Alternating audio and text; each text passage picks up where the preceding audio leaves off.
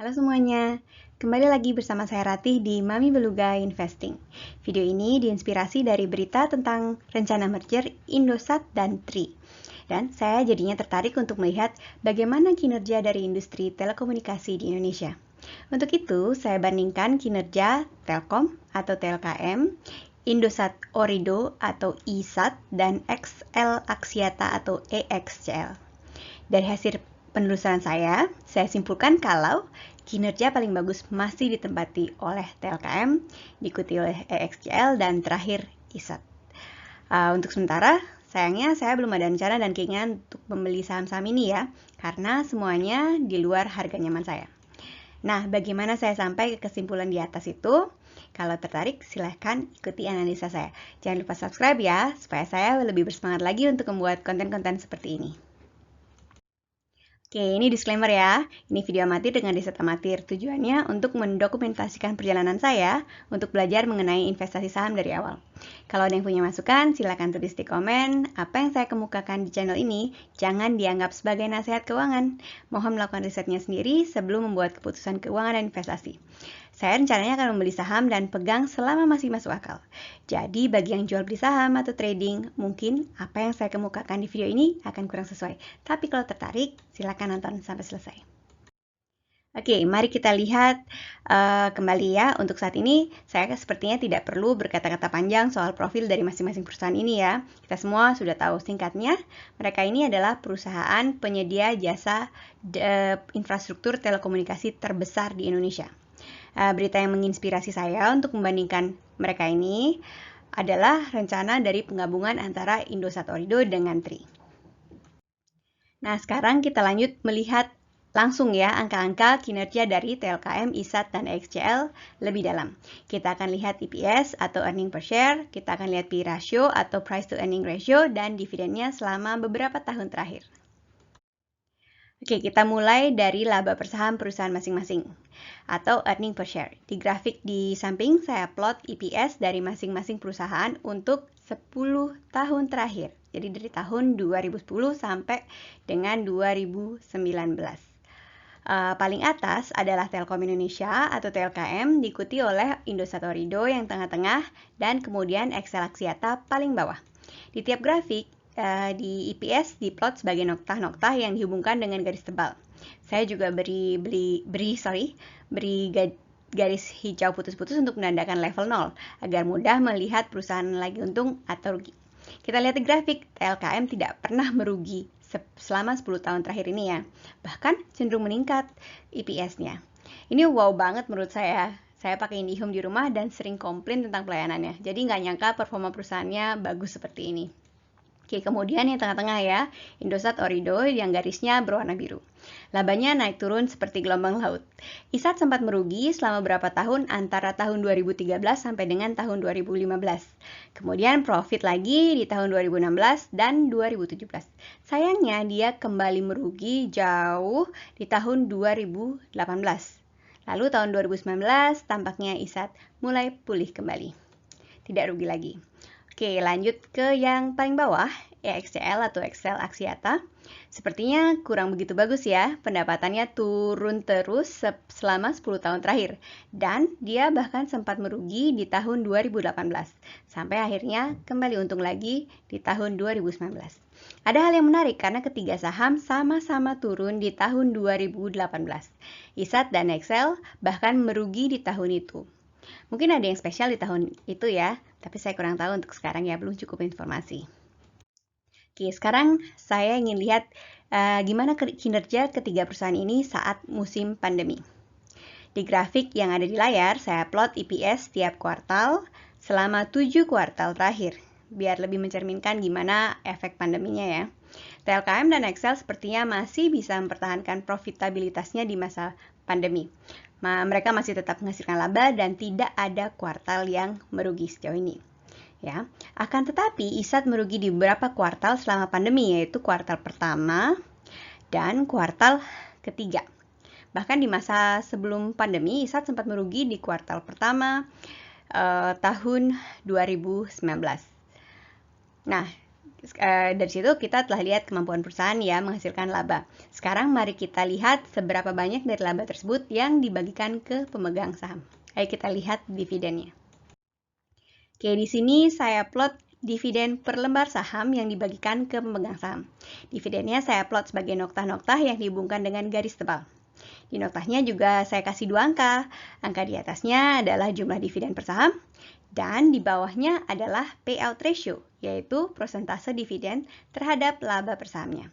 Sebagai pembanding, laba per sahamnya juga saya plot sebagai garis tipis. Oke, di grafik pertama adalah dividen TLKM. Jadi sekarang masuk akal ya, kenapa banyak yang suka dengan TLKM. TLKM tidak pernah absen membagikan dividen sejauh ini ya, setidaknya dari tahun 2014 seperti yang kita lihat di grafik. Ini masuk akal karena TLKM sendiri sejauh ini dari tahun 2014 seperti yang kita lihat di grafik tidak pernah merugi. Dan juga seperti yang kita lihat sebelumnya, 10 tahun ini dia juga tidak pernah merugi. Nah, dividennya TLKM berkisar antara 80 sampai dengan Rp160 per saham, di mana ini mewakili 50 sampai dengan 90% dari laba per sahamnya. Dari situ, kalau sebagai pemegang saham mungkin happy karena rutin terima dividen. Tapi saya juga agak khawatir sebenarnya sih kalau melihat angka seperti ini ya, terutama melihat persentasenya yang lumayan tinggi sampai dengan 90%-an, 90,1 ya di tahun 2018. Yang saya mengerti, industri telekomunikasi adalah industri dengan biaya yang cukup tinggi di bidang investasi. Karena investasi di infrastruktur lumayan cepat menjadi kadaluarsa. Misalnya kita lihat dari 3G ke 4G yang mengambil waktu kurang dari 5 tahun. Nah, sekarang 5G sudah diambang pintu juga. Jadi saya rasa lebih nyaman kalau TLKM mengurangi sedikit dividennya untuk dipakai investasi di infrastruktur. Oke, lanjut ke bawahnya, ISAT. Oke, nggak banyak bisa saya bilang ya, karena ISAT cuma membagikan dividen sebanyak 2 kali selama dari tahun 2014. Tapi saya rasa pembagian dividennya lumayan masuk akal, karena dia hanya membagikan pada saat perusahaan punya laba. Ya, dan tidak setiap tahun dia punya laba. Jadi makanya dividennya juga bolong-bolong. Oke, terakhir EXCL atau Excel. Juga saya rasa masuk akal, walaupun kalau jadi pemegang saham juga nggak terlalu happy ya. Dividennya bolong-bolong karena tiap tahun Excel terima punya laba ya. Oke, dari tahun 2014 sampai dengan 2019, Excel hanya sekali saja memberi dividen, yaitu di tahun 2019. Oke, sekarang kita lihat apakah saham-saham ini cukup murah untuk dimiliki. Oke, di grafik ini saya plot price to earning ratio beberapa kuartal terakhir. Oke, dari kuartal pertama tahun 2019, tapi sebelumnya juga ada bayang-bayangnya ya, kuartal keempat tahun sebelumnya ya. Di setiap grafik saya taruh garis hijau dan garis merah putus-putus, di mana garis-garis itu menandakan batas atas dan batas bawah, di mana saham saya anggap murah. Jadi kalau PI-nya berada di antara kedua garis itu, garis hijau dan garis merah, saya anggap sahamnya berpotensi untuk saya alokasikan dana untuk dibeli ya. Lain kata, makin kecil PI-nya, makin bagus. Oke, yang menarik adalah saham TLKM dan EXCL. TLKM di semua kuartal belakangan ini selalu di atas 10. Dimana itu membuat saya jadi kurang tertarik untuk membeli. Tetapi PI-nya cenderung menurun ke belakang ini, dimana mencapai sekitar 11 di kuartal ketiga 2020. Ya, mungkin masih bisa dipertimbangkan, tapi masih di atas 10 ya PI-nya ya. Kemudian lanjut langsung ke paling bawah, XCL. Juga tadinya selama 2019 PI-nya berada di atas 10. Di 2020, PI XCL atau Excel masuk di zona yang saya rasa masuk akal untuk dilirik. Oke, nah sekarang kita lihat yang paling beda ya, ISAT. ISAT masih bergelombang, gelombang laut ya, PI-nya juga begitu. Sebagian di area negatif malahnya, iya karena dia tidak ada laba. Jadi saya rasa saham ini untuk saya sendiri ya, tidak menarik untuk dimiliki karena dia rugi terus. Jadi ambil dari analisa di atas, kalau saya urutkan prospek dari saham-saham ini adalah sebagai berikut ya. Pertama TLKM, diikuti XCL, dan terakhir ISAT. Oke, sekarang penutup. Kesimpulan. Di grafik di layar kita lihat zona nyaman dari ketiga perusahaan komunikasi yang kita gali hari ini ya. TLKM, ISAT, dan Excel Axiata. Untuk TLKM, Zona nyamannya adalah di bawah Rp2.244 per saham. Sedangkan harga per tanggal 30 Desember 2020 saat video ini disiapkan adalah 3.350. Jadi masih kemahalan ya. Untuk ISAT, saya nggak bisa cari berapa harga nyamannya ya, karena ISAT masih merugi.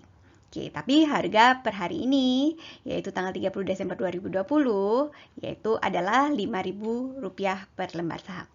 Lanjut, yang terakhir untuk Excel. Zona nyaman atau PI di bawah 10 itu ada di bawah Rp2.586. Sedangkan harga per hari ini tanggal 30 Desember 2020 adalah Rp2.770. Jadi masih lebih mahal. Ya kalau misalnya ngebet banget ya, ingin punya saham-saham perusahaan telekomunikasi, kemungkinan lebih baik beli Telkom, setidak-tidaknya potensi dividennya tinggi dan dia terus-terusan untung sejauh ini ya.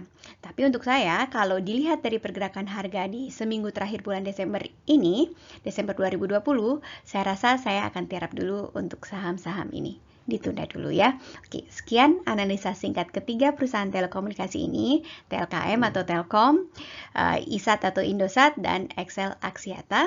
Semoga bermanfaat dan sampai ketemu di video selanjutnya. Jangan lupa subscribe supaya saya lebih bersemangat lagi untuk membuat konten-konten seperti ini. Oke, sampai jumpa. Bye-bye.